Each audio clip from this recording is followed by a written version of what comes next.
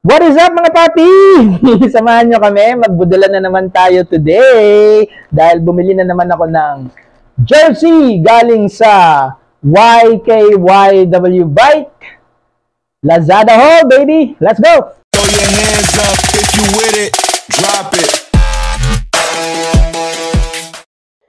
Okay, so buksan na natin itong jersey galing sa YKYW Bike. Hindi ito yung first time na kumuha ako ng jersey dito sa brand na to.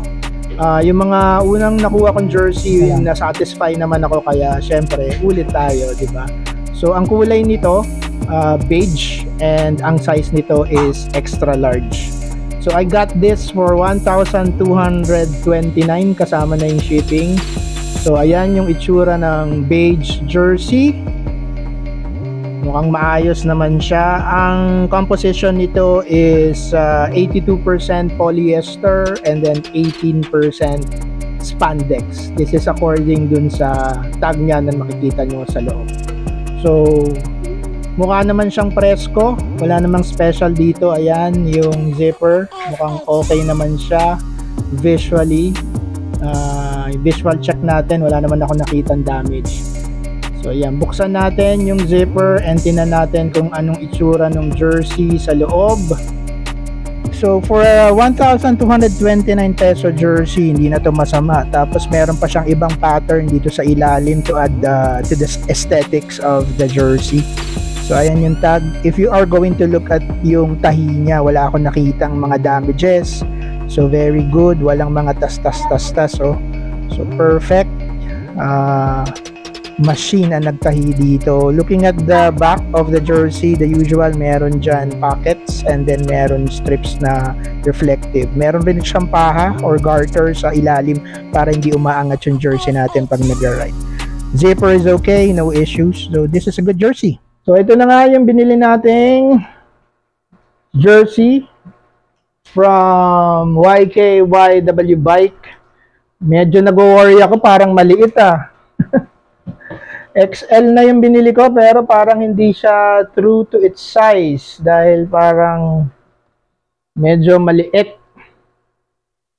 Di ba? Your kit, your way bike. Susukat ko to pag hindi to fit sa akin. Nainis ako sa inyo. Okay. So, ito yung jersey.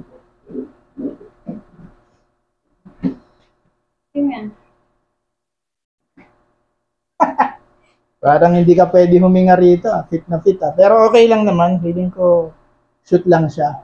Good siya for XL. Hindi naman maganda pag yung jersey mo maluwag, di ba?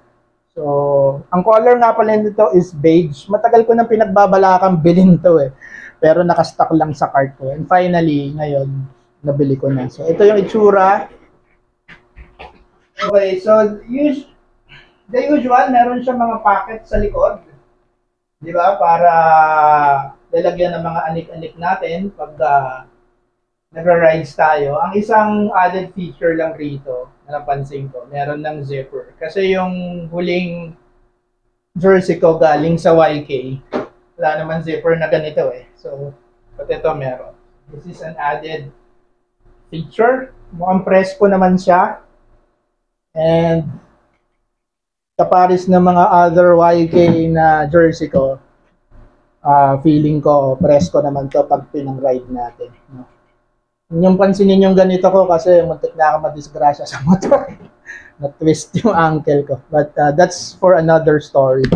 But anyway, so that's it for our vlog for today. I hope you guys have an idea kung gusto nyo bumili nito.